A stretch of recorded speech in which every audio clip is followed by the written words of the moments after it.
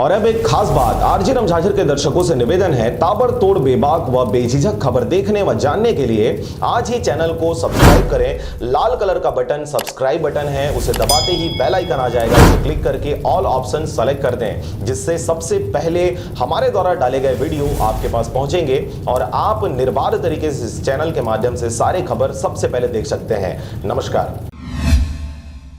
गौरतलब बात है कि कैबिनेट मंत्री उमेश पटेल का पूर्व मंत्री डॉक्टर सत्राजीत नायक से भेंट मुलाकात को महज हालचाल जानने, पारिवारिक मुलाकात न मानकर लोग इसके सियासी मायने तलाश रहे हैं, क्योंकि रायगढ़ जिले में कैबिनेट मंत्री उमेश पटेल के अलावा रायगढ़ विधायक प्रकाश नायक का अपना एक अलग वजूद है।